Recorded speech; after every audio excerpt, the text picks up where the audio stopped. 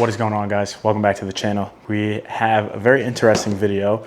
We are going to be unboxing and attaching a new attachment for my optic on my rifle. So the item that we got is an optic mount. It is the Lerna mount from the GBRS Group guys. Off the rip, before we even unbox anything, could I have got something a little less expensive? Probably, but I support the business. I support what they do. I believe in the vision that they have. I also love the fact that they're former service guys that are, trying to invest in different things, and as far as creating solutions and for modern day problems is what we'll call it. This isn't like sponsored or anything. Obviously, the channel is still small, but I just want to make that very clear because I just support their business. So I chose to spend the extra money on their product. Now we're going to go over everything that comes inside the package. So it's going to get shipped in a cardboard box that has the G on it. And then inside the box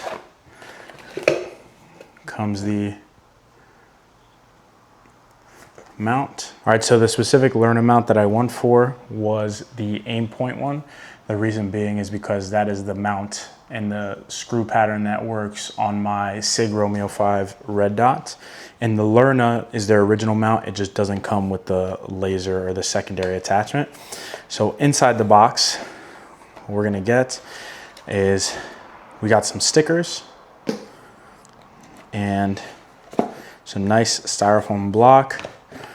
Look, they even threw in a Zinn pouch. How nice of them. This is a pretty well packaged design. It's not anything fancy.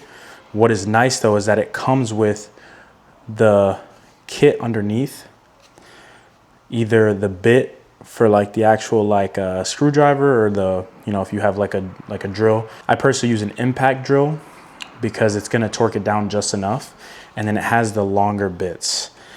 So we're gonna save these. It also comes with the multi-size just in case you have different sizes. So the bit is gonna be good for when we're actually like tightening it down. These are gonna be good for when we're actually trying to take it off of the mount. And I will show you guys all that. So inside, we're gonna pull this. It has the instructions on how to actually assemble everything, which is awesome, and based off of the different one that you have. And then in here is the actual mount.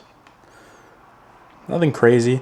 It's pretty dense, and it has how many foot-pounds you should torque it down to, and that is all that comes in the packaging. So nothing fancy. For about $200, you would assume better, but the reality is you're paying for the actual product itself. This is a pretty high-grade aluminum, so it's not super heavy, and it's gonna be pretty easy to assemble. So let's go ahead and actually put it on now. All right, so before we do anything, we're gonna make sure that it's clear, and we're gonna go ahead and unscrew the old mount.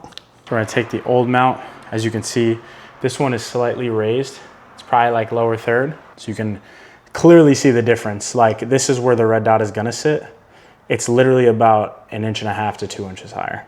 Now, in order to get this off, we're gonna have to use this Allen key that was provided to us, and we're gonna go straight through the top. And the thing is, we have to make sure that we retain the same screws. So once you have all the screws done, this will pop right off. Save the old mount, obviously, just in case you want it. And now you're gonna use the same screws to put it back on here. So as you can see, it'll slide and it'll fit perfectly, just like this. And the reason why I got it in the tan, if you were wondering, as you can see, my accents are on the tan, so I wanted it to be like multicolor. Now what I'm gonna do is I'm gonna take this, like the mounting bar off first. It's gonna give me the access through the top to be able to just slide the Allen key in there. So this goes without saying, you will have to re-zero your red dot. You would think that that would be obvious, and people are probably gonna say, no shit, that's obvious, but you'd be very surprised. Some people are not the sharpest tools in the shed, and they're gonna wonder why their red dot isn't shooting straight. But I would like to think that everybody watching this video already probably knows what this is and just has like a general interest in the product. So you know that since you're moving your red dot up a couple inches, you will have to zero it.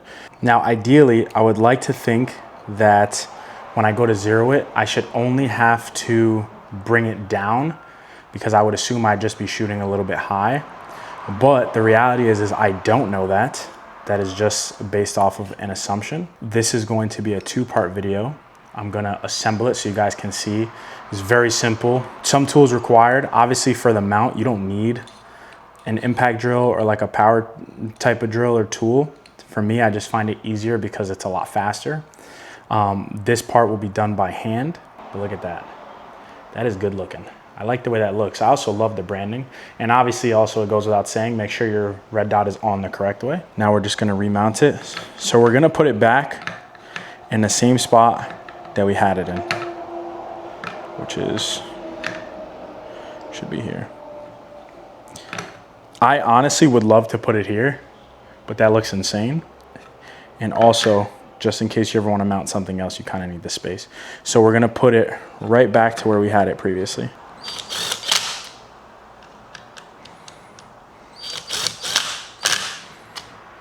There you go. This is the fully assembled mount, obviously outside of all the cuts. To be honest with you, this only took me a couple of minutes. I made sure everything was tight. I went back through, and I'll show you guys. I just used this and made sure that all the screws were as tight as they possibly could be without over tightening. I'm just double checking right now because obviously you want to make sure that everything is good so that, unlike my angled foregrip when I got it, you don't shoot it and then it just flies off, because that actually did happen. First impressions, I'm gonna zero it first and then I'll show you guys my first impressions at the range, probably in another video. But from initial sight, this looks really interesting. But the fact that, like, oh my God. Obviously I haven't shot it yet, but so with my old optic, I pretty much like to be able to see, it's almost like you're looking through here. And now the cool part is, if you didn't notice, right, when I showed you earlier, there are holes through here. The whole purpose is if you want to have iron sights directly in front, you could do that, which I think is super cool, because you could have irons straight through the bottom and then look straight through the top, which now is making me kind of think like, damn, the 45-degree irons are kind of not really it anymore. I may have to sell these off and get a pair of like normal iron sights, because this mount is sick. And there's more than enough space to where, like, if I wanted to, I would just drop my head a little bit more.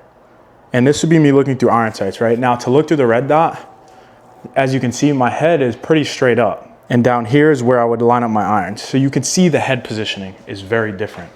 So I could understand why, if you're doing drills from low ready, you can kind of just bring it straight up to your face as long as you're pulling. And another reason why I got this is because when I shoot marksmanship and I'm shooting through the bipod, right, I can kind of just sit up here and pull the gun into my shoulder and really be able to just see more. So I'm way more heads up. And that was one thing that I was a little bit concerned about, is shooting off the bipod with a raised mount, right? Because normally when you're shooting off a bipod, you're so used to being, you know, like prone. Obviously I'm not laying down, but if I was, you know, I'd still be able to shoot irons if I was fully prone, or I would just have more heads up. The whole point of the bipod in a civilian environment is I mostly shoot off a bench. Like when I go to zero this, I'm gonna have it off the bipod, and the fact that I can just look up at it is very comfortable, and I know that my rifle shooting ability is going to increase. Now, the real test is gonna be when we're at the range. So for now, that is the full unboxing, and that is the full assembly of the GBRS Lerna Aimpoint mount. I re-zeroed it, and to be honest with you, it was pretty on, as you could see. At first I was shooting center mass, then I was shooting for the head, and then I realized that I have this target here. So my first shot was here. Obviously I was just a little off. Then I pretty much hit all the rest of my shots directly in the blue. But to be honest with you, considering we moved the optic up, it's still pretty spot on. I thought I was gonna be shooting higher or lower. So in regards to being the shootability, and right after you just put the mount on, it doesn't make too much of a difference. Now I'm gonna show you guys what it looks like actually shooting it live, low ready, high ready, and just give you guys my final thoughts.